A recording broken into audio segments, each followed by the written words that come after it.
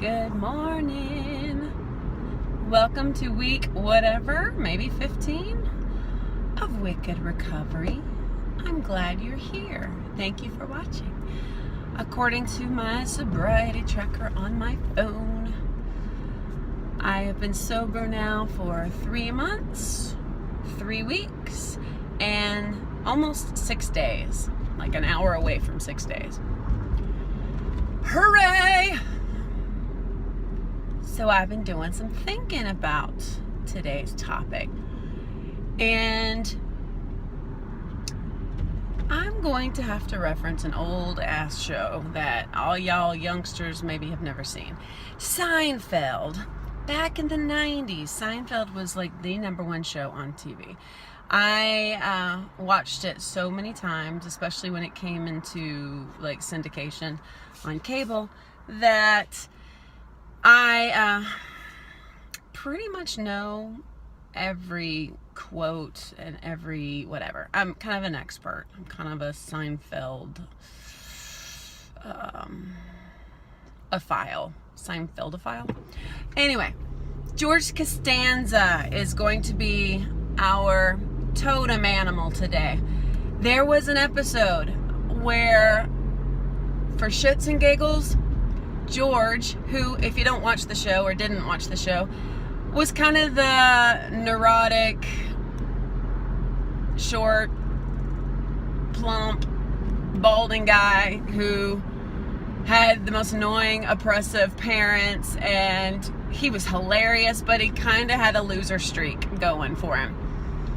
And for whatever particular reason, one day, sitting at the little cafe where they always hung out, he realized every decision he's ever made in his whole life has led him to losing. And Jerry, who is his BFF and also a little bit of an instigator and loves to watch George squirm, said, well, maybe you should do the opposite then. Every choice, do the opposite of what you normally do. And perhaps if every decision you've ever made has been wrong, perhaps if you choose the opposite, it'll be good. And so in that moment, he ordered the exact opposite, in his opinion, of his normal lunch. And he drank like tea instead of coffee. And some beautiful lady sitting in the diner was like smiling at him and kind of coming on to him. And he has the worst luck with women. And she's like, you just ordered my exact meal. And he introduced himself as, hi, I'm George Costanza. I live with my parents and I'm unemployed. And she said, hi. So, and then suddenly he was coming up aces. Everything was great. Why, oh, why am I possibly bringing that up? Well, I'll tell you why. Thanks for asking. If the choices you have made in your life thus far have led you to a place where you have addictions or are unhappy with your present circumstances, I don't say go all whole hog and George and make all your decisions opposite, but at least one a day. Maybe choose differently than what you would normally do, especially when it comes to your addictive habit. And I have been lately trying to appeal to and talk to people with all addictions, not just alcohol, because I had this conversation, by the way, with my son last night, my oldest son, who has put on quite a bit of weight, and I have suspected since he was 2 that he had an eating disorder, because he is insatiable, and if you left him unattended, he would just eat without stopping. And now that he's in his 2nd year of college and doesn't have parents buying food for him anymore, he is making those choices, and he's put on a lot of weight, and he is down on himself. And so we had a nice long conversation last night. My point is, addiction is addiction, I think. I don't care if it's food, I don't care if it's shopping, sex, alcohol, drugs, lying, gambling, whatever. It all has the same seed, I think, inside of us, where We're looking for an escape, we're looking for comfort, and we overdo it. And then we realize what used to bring us comfort is now ruining our lives, and yet we can't stop. So, coming back to George, at least once a day, especially when it has to do with your addiction, do the opposite. If normally you stay up late and eat or drink or shop online or troll people online, because I think that's an addiction, go to bed early. Turn off the TV.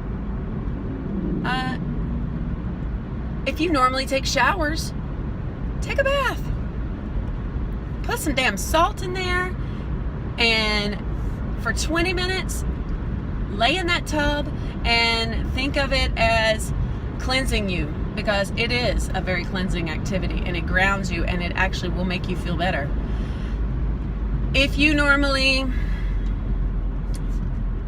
hit the snooze button 100 billion times on your alarm, don't do that. Try it one day. And if you have a hard time with that, put your phone across the room so that you have to get out of bed. That works.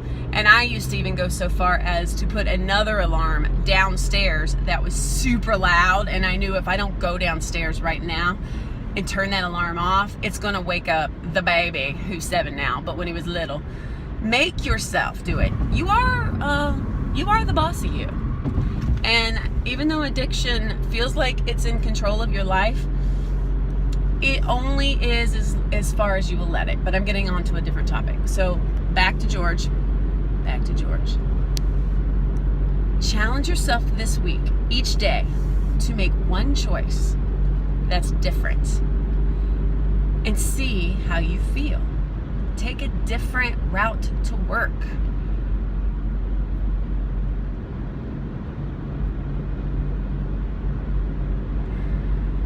Apologize to somebody that you haven't been that you know you owe an apology to. Call somebody. I hate talking on the phone. I've mentioned that quite a few times. I really think I have kind of a phone phobia, and yet I have been challenging myself to make phone calls, and I'm starting with safe people like my dad and my sister. But then, like today, I need to make myself call one of my best friends. I like to text, and I love to be in communication. I hate phone calls. It's weird. Choose one thing and do it differently than you usually do it, and see how you feel. If it's a horrible experience, then don't do it again. But then be like, well, at least I tried it. I stepped outside the box.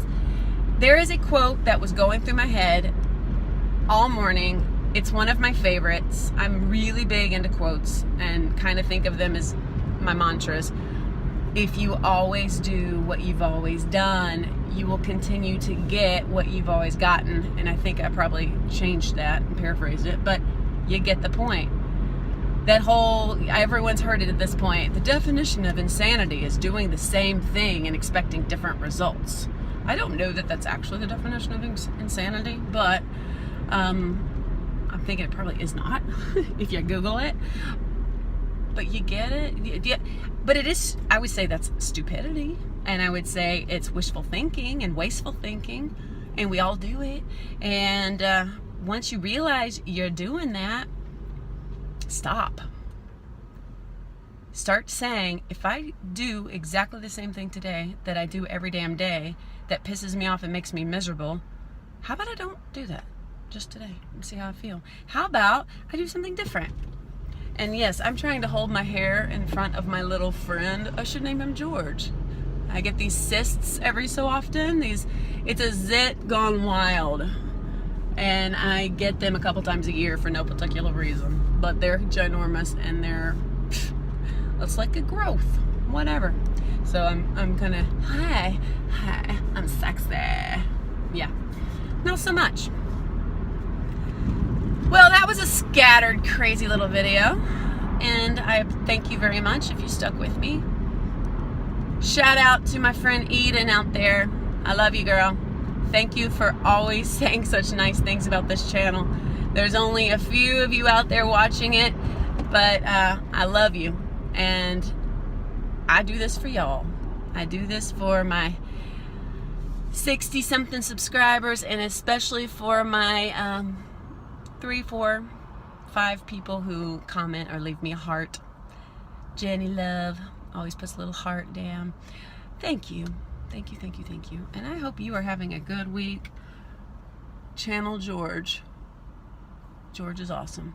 And if I have time, it might have to happen in post-production, i.e. when I get home, maybe tonight if I think about it. I will link a clip of that Seinfeld episode I'm talking about. So anybody who's watching this who might be a youngster, you'll see what we're talking about. And if you're not a youngster and you just love Seinfeld, enjoy. Dude, I love Seinfeld. Love it.